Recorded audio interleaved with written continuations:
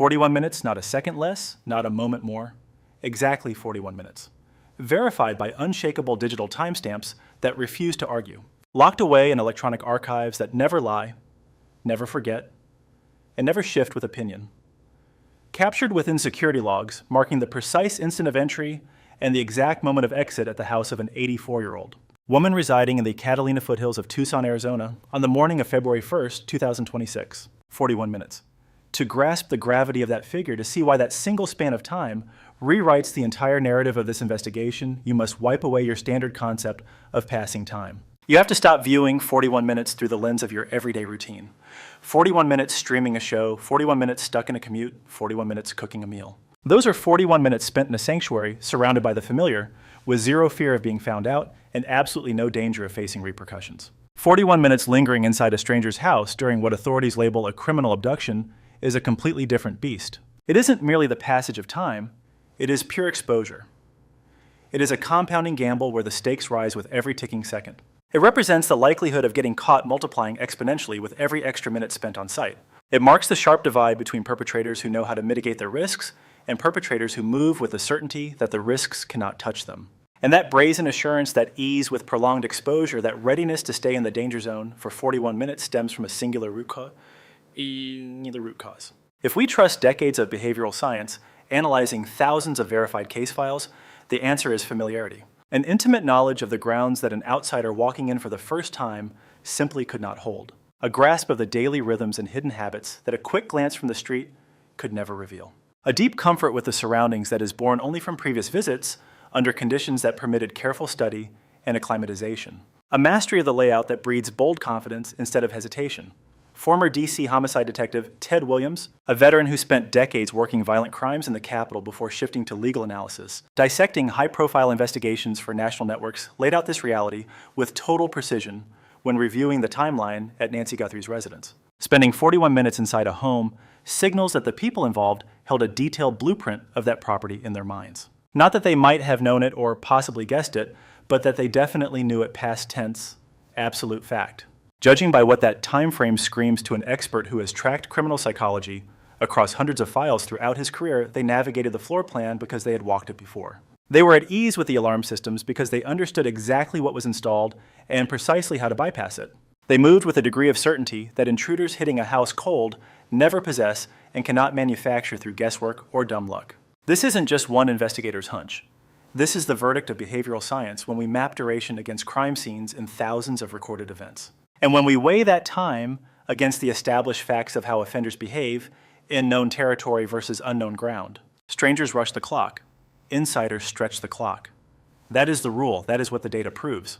That is exactly what 41 minutes inside Nancy Guthrie's house tells us about the people behind this act. This video is not here to name who took Nancy Guthrie from her residence on February 1st, 2026.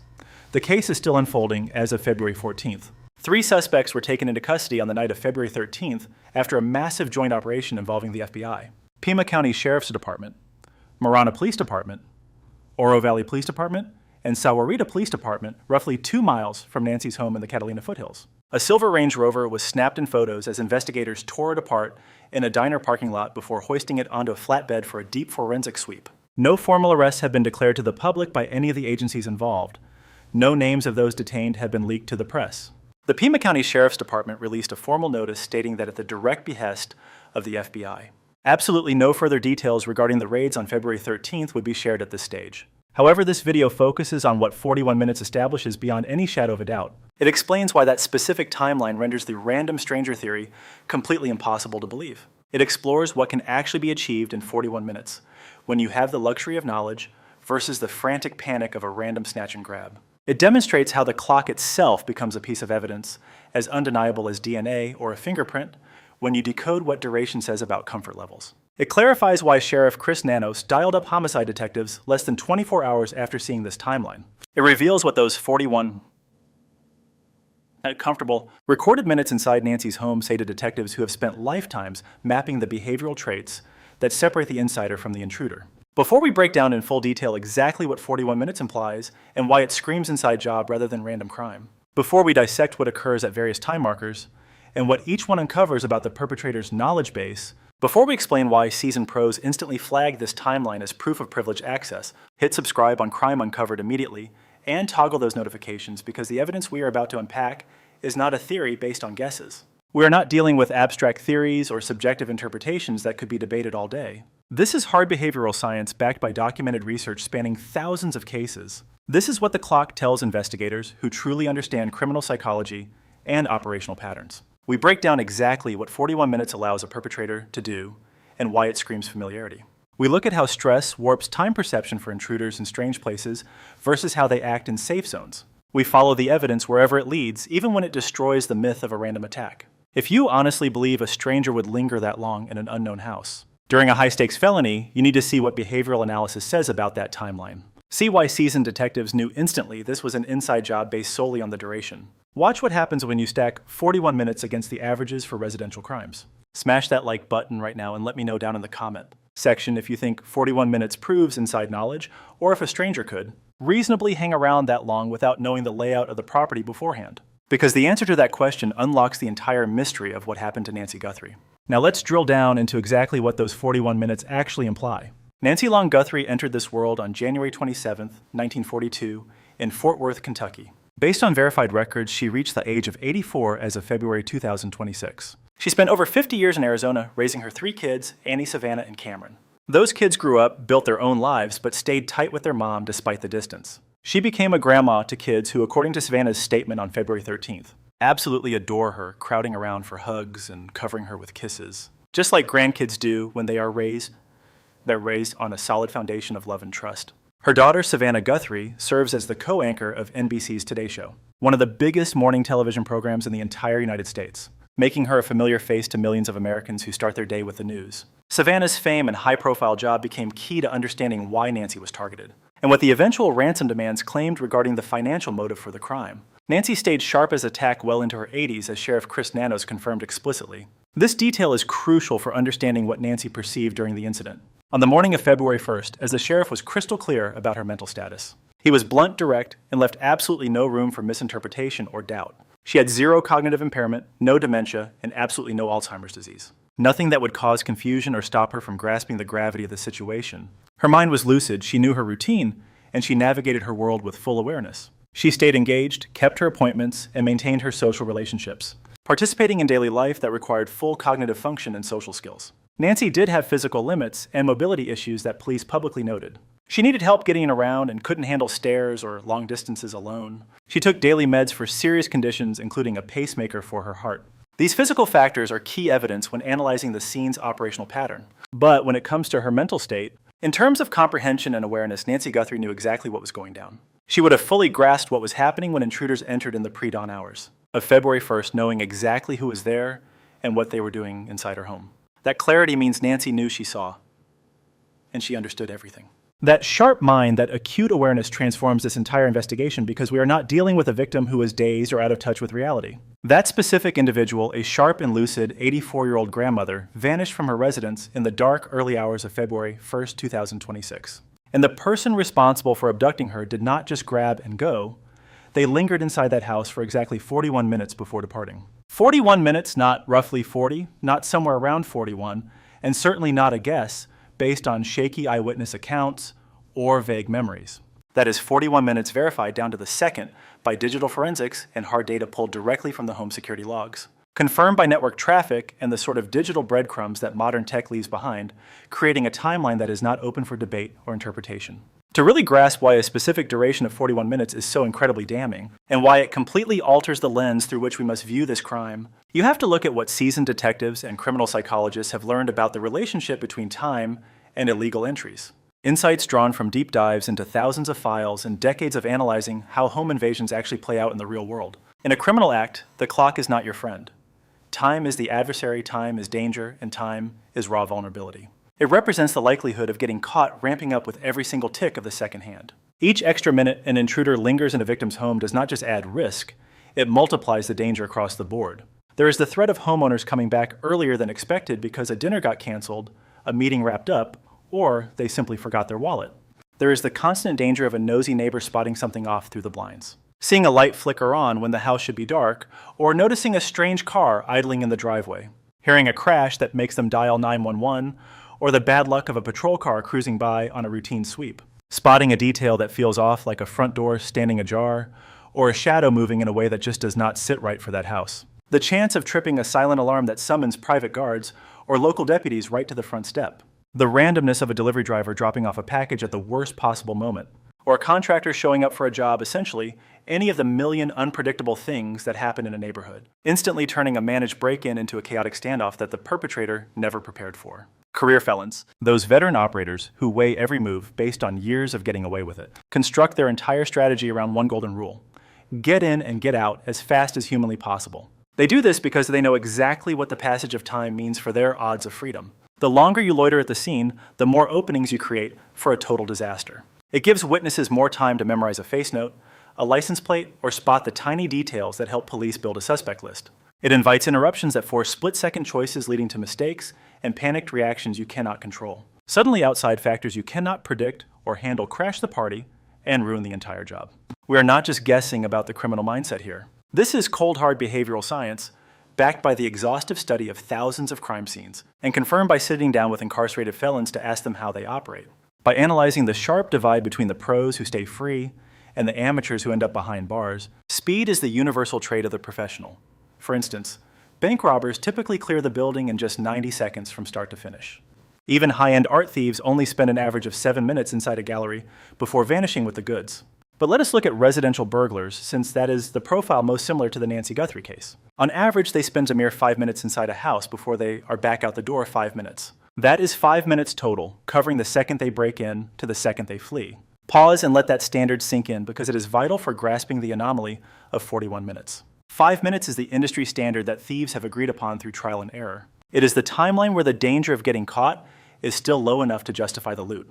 In 5 minutes, you have just enough time to pry open a window or kick in a door. Sweep the room for cash, jewelry, or electronics that are sitting right there in the open. Snatch the goods and disappear before the likelihood of discovery becomes a mathematical certainty. Kick in the door, size up the room, grab the goods, and vanish, 5 minutes start to finish. But let's analyze what happens when the clock ticks past that 5-minute mark and what it reveals about the intruder's experience. Based on established criminal profiling and behavioral science data, lingering for 10 minutes in a house means the perpetrator is taking double the time a pro typically needs. This extra time usually points to a few specific scenarios. First, you might be dealing with an amateur who lacks the speed and muscle memory of a seasoned veteran.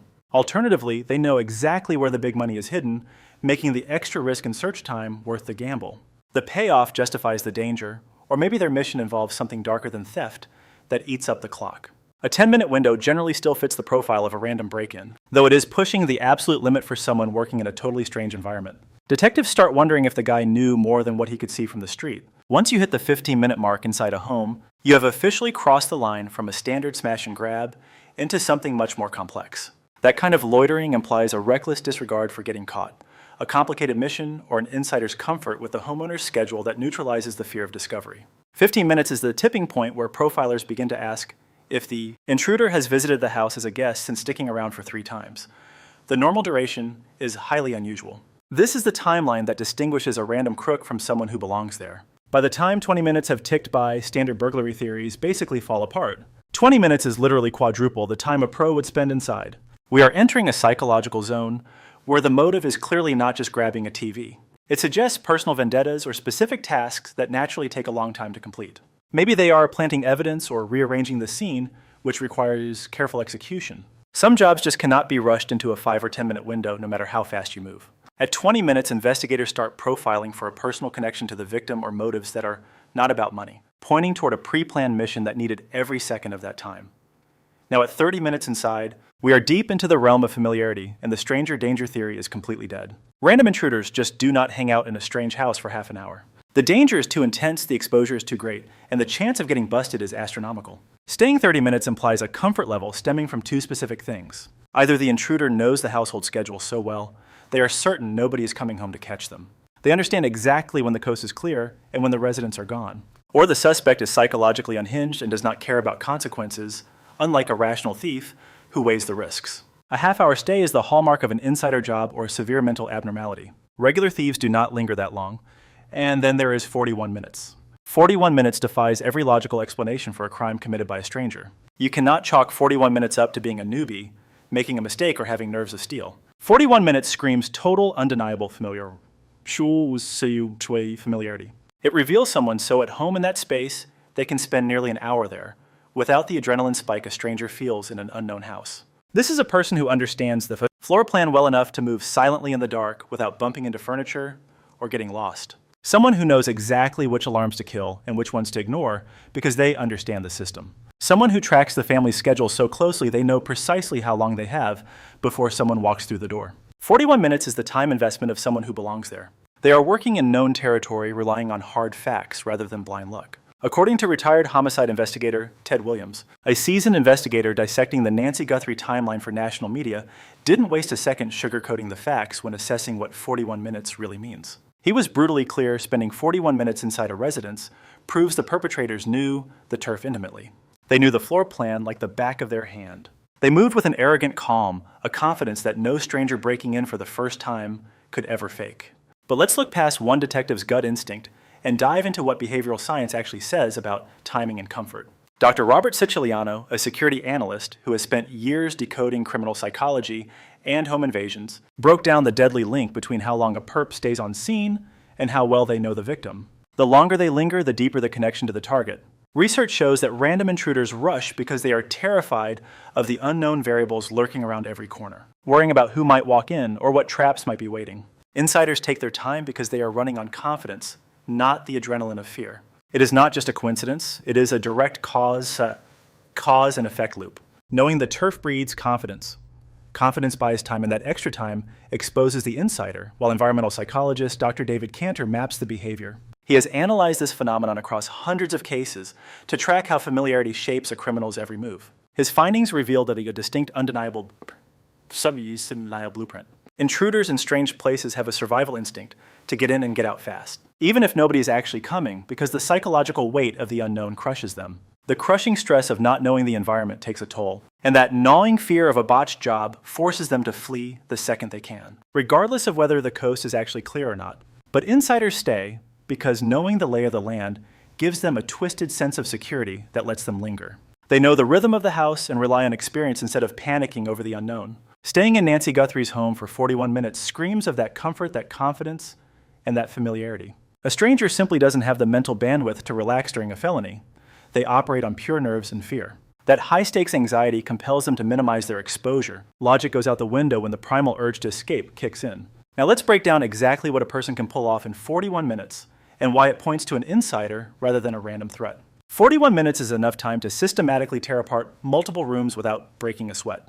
We aren't talking about a smash and grab for whatever glitters on the counter. This is a methodical dissection, moving room to room, opening specific drawers and checking the backs of closets. They looked in hiding spots that only someone intimate with the household's habits would know to check.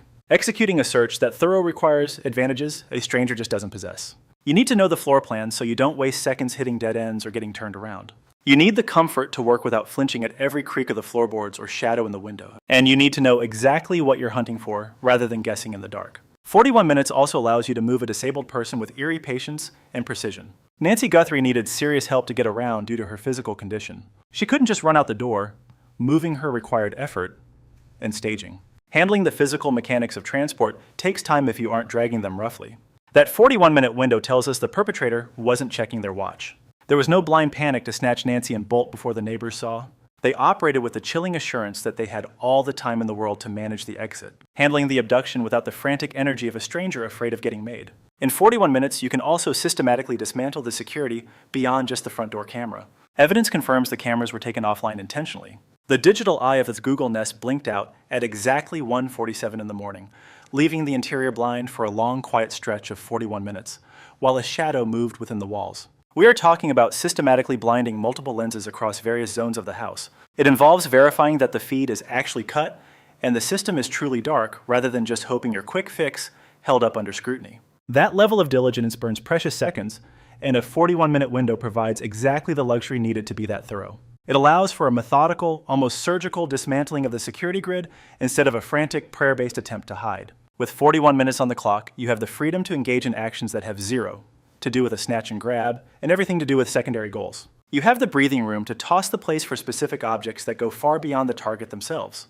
You can manipulate the scene, planting red herrings or scrubbing surfaces to wipe away any microscopic mistakes that could flag a forensic team later. You can execute tasks that demand precision and steady hands because you possess the supreme arrogance of knowing the clock is on your side. For 41 minutes, you can simply exist in that space, carrying out your true mission without the crushing weight of a ticking timer urging you to run. Every single one of these potential actions during that long window hangs on the same essential requirement: absolute command of the terrain, not guesswork, not a lucky break, and certainly not stumbling blindly through a strange floor plan. This is the kind of insight that only comes from standing in that living room before under calm conditions that permitted you to watch. It comes from memorizing the hallways and studying the habits of the household, building the kind of certainty that a 41-minute stay boldly advertises. Now I want you to step into the mind of the person standing inside Nancy's home for that 3/4 hour stretch. If you were an intruder in a house you barely knew, trying to pull off an abduction, your brain would be flooded with adrenaline and sheer terror during that time. Each second would drag like an eternity, and your pulse would be hammering against your ribs with every creak of the floorboards. Your ears would be straining for the crunch of tires on gravel, the click of a latch, or the heavy thud of boots approaching the porch. Paranoia would consume you, wondering if a neighbor across the street just noticed a lamp flicker on when the house should be dark. You would be terrified that a passing cruiser might slow down, sensing that something in the picture just does not look right. Every instinct in your body would be screaming at you to complete the job and vanish into the night, making it impossible to linger for 41 minutes. It is simply not feasible. The anxiety is too crushing, the dread too visceral, and the need to flee too overpowering. You do what you have to do and you bolt in 5 minutes, maybe 10 if things go sideways. No one hangs around for 41 minutes while drowning in that level of blind panic and unpredictability. However, if you know the territory, if you have walked those halls as a guest, and know the rhythm of the house, the equation flips entirely. Your mental landscape during that 41-minute interval shifts into something unrecognizable compared to the stranger scenario. You are not driven by fear, you are fueled by the icy calm of insider information. You understand exactly how big your window is, and when you actually need to start worrying about an interruption. You can afford to be methodical with your agenda instead of tearing through the house in a sweat-drenched frenzy. You stay for 41 minutes because you feel at home there, and that specific comfort is the direct result of intimate familiarity. That long stretch of time exposes a mindset of ease dominance and prior acquaintance with the environment. Dr. Mary Ellen Tooley, a legendary profiler who dedicated her life to dissecting crime scenes and the twisted minds behind them, spoke to this often. She detailed this dynamic in her studies, noting that the amount of time an offender spends at a scene is a direct barometer of their comfort level. And that level of comfort is indistinguishable from their familiarity with the setting. Lingering is a behavioral red flag that screams of prior access, proving they felt safe enough to stay rather than safe enough only to run. The 41 minutes clocked inside Nancy Guthrie's residence is exactly that kind of glaring behavioral signature. It serves as a piece of proof just as damning and scientifically relevant as a fingerprint or a genetic match. This is the intruder speaking to us through their choices instead of a written confession. They are shouting to the detectives that they knew the layout of that home long before they crossed the threshold on February 1st. Now, if you weave that 41-minute gap into the rest of the case file, you see how the narrative tightens around this singular truth. The security feeds at the residence were cut in a very specific calculated sequence based on the official reports. It was not a total blackout where every device died at once, which would point to a power outage, or a crash. It was not a glitchy, chaotic pattern that you might expect from a technical bug. It was a surgical strike where the indoor eyes were blinded for 41 minutes while the outside perimeter kept rolling. That kind of selective blindness demands an intimate understanding of which lens watches the hall and which one watches the yard. Breaching the security grid required intimate knowledge of the layout. The perpetrator had walked those halls, previously seizing the chance to map out exactly where the lenses were pointing. They understood precisely how the network was wired up. They studied the hardware well enough to blind specific zones. Staying for 41 minutes while selectively killing sensors reveals a chillingly rehearsed routine. The length of the stay and the technical savvy lead to the same conclusion: deep familiarity and prior entry. A history of being inside legally, which provided the cover to watch and memorize. Critical pills Nancy needed to stay alive sat untouched on the island for 41 minutes, a fact verified by Sheriff Chris Nanos. These weren't tucked away in a drawer demanding a frantic hunt, nor were they stashed in some hard-to-reach spot. They lay right in the open where she placed them for her daily routine. The intruder who lingered for 41 minutes definitely spotted those bottles. They loitered in the galley long enough to register the drugs, yet chose to leave them, even though grabbing them would have been trivial if preserving her life was part of the plan. That specific choice made during that 41-minute window implies the goal was never to maintain a living hostage for leverage, regardless of what future messages might assert. An offender at ease enough to stay 41 minutes made a calm call regarding her health needs. This wasn't a panicked blunder or a hurried slip. It was a calculated move made while taking their sweet time. Nancy vanishing aligned perfectly with Savannah Guthrie flying overseas to cover the games. She was snatched the very weekend Savannah left for Milan. The perpetrator clearly tracked that itinerary. The attacker recognized the gap in protection caused by a key relative being distracted by work on a different continent. If you remain in a house for 41 minutes during a trip planned months prior, you are looking at far more than mere bad luck. It reveals a scheme built on insider intel pointing to a person woven into the Guthrie circle deeply enough to know their calendar. Forensic teams recovered genetic material at the scene matching neither Nancy nor her known associates. As noted in the formal briefing, issued on February 13th by the Pima County authorities, it is unidentified genetic data from a person who shouldn't have been there. Investigators are intentionally keeping the exact spot where they found the sample under wraps. Once that profile gets a hit in the CODIS system or through family tree research, it will probably identify a figure who visited the home prior to February 1st. Their history there would justify the confidence shown during that 41-minute occupation. All the physical proof we have reviewed leads to one inevitable conclusion: earlier entry. Advance warning and comfort gained by walking through those rooms earlier, allowing them to study the layout. Acclimatizing to the floor plan, daily habits, and alarm hardware. We must now dissect exactly which theories the 41-minute window eliminates and which it validates using criminal profiling and time analysis. Explanations that the 41-minute duration makes impossible. A random snatch and grab by predators cruising the block for an easy mark. Unknown intruders entering a strange house never linger for 41 minutes. They work within a tight 5 to 10 minute window. They strike fast and vanish instantly. 41 minutes destroys this theory with scientific finality. A highly organized abduction team targeting her due to Savannah's fame and supposed riches. Expert extraction crews value velocity above all else during the grab. The hostage is the prize. The home is the danger zone. Skilled operators cut their time on target to the bare seconds needed to secure the package and leave. They would never gamble with 41 minutes of exposure at the most perilous point of the job. A 41-minute delay effectively disproves the professional stranger hypothesis. A spur-of-the-moment attack by a passerby who saw her alone and decided on a whim to hold her for money. Impulsive offenders act out of adrenaline and confusion. They lack the specific intel required to stay calm for that long. Panic usually acts as the whip, forcing intruders to tear through a home on a cocktail of terror and nerves. Hanging around for 41 minutes completely defies the mindset of a reckless, impulsive criminal. That 41-minute window heavily favors a specific theory: the person running the show had walked those floors before with full permission. We are looking at the service pros who worked on the house, like contractors handling repairs or installations. It could be a social friend who visited often, or really anyone with authorized access to map out the interior. They would have noted the security setups and the flow of the day. They knew exactly when Nancy was alone and when the house would be full of people. 41 minutes fits this profile perfectly and actually suggests it is the truth a job executed with detailed intel from a legitimate source. This holds up even if the person actually standing in the house for 41 minutes had never set foot there before.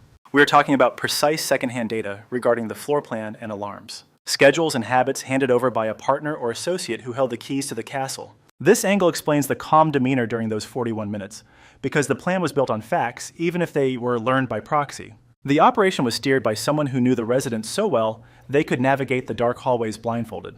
They knew exactly where every single item was kept. They understood precisely when they could act without getting caught, because they had stood in that room countless times as a welcome guest. That deep connection clarifies why 41 minutes felt like a safe haven rather than a ticking time bomb. 41 minutes backs this theory up. Just look at the divide between what we rule out and what fits. Every single theory we toss aside involves a random stranger. Every theory that sticks involves insider info, and that is what 41 minutes confirms through behavioral science. This was not a random attack by thugs meeting Nancy in her home for the very first time. This was a calculated move built on access familiarity and secrets that strangers simply do not possess. Detectives looking at that 41-minute clock have to ask targeted questions to pinpoint who fits the bill, who had the comfort level that time frame implies, and who walked through Nancy Guthrie's door in the weeks prior. Who was there in the months leading up to February 1st with a valid reason to study the layout? That inquiry builds a roster of handyman, repair crews, maintenance staff, and cleaning teams. It includes pals, relatives, and social circles, anyone whose valid entry gave them a chance to map the rooms.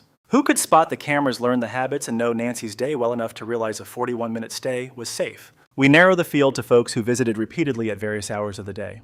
People who saw when Nancy was solo compared to when company was over, grasping the household's heartbeat. Who felt at home enough to linger for 41 minutes instead of panicking like an intruder in a rush? It shines a spotlight on those who spent enough hours there that the space felt like their own turf. A place that was a known quantity, cozy rather than hostile. Every question strips away the random drifters and focuses on people with real ties to Nancy's world and access to her house. The neighbor's note about Nancy's roof looking spotless takes on a dark meaning in this light. It looked freshly scrubbed and kept up better than any other house on the block, which turns into a major clue. Roofers hang around for hours over multiple days to get the job done. They work from high perches that give them a perfect line of sight to camera setups. Their presence is fully authorized, raising zero red flags with the folks next door. That is exactly the type of access that grants intimate knowledge. It explains that 41-minute confidence, but roofers are just one piece of the puzzle. Heating and cooling techs see every inch of the floor plan while chasing vents and ducts. Sparkies fixing the wiring know exactly how the surveillance gear is powered and linked.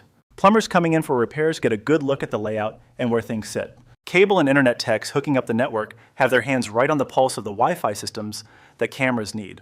Cleaners coming by on a weekly or bi-weekly basis get to know the home's rhythm by heart through sheer repetition. Ground crews maintaining the yard notice everything from where the security cameras point to how the land flows. Then you have the caregivers supporting seniors with their medical requirements or everyday tasks dropping by so often they learn the house's rhythm by heart. Any one of those trades, or perhaps a contractor not mentioned yet, might hold the key to that inside knowledge, essential for navigating Nancy's place. We are talking about a person who walked those halls previously, an individual whose job gave them a valid excuse to scout the premises without triggering any alarms. A worker who mapped out the floor plan during their shifts, gaining the confidence needed to stay inside for 41 comfortable minutes. Detectives poured massive effort into tracking down every solitary figure who held that kind of authorized entry.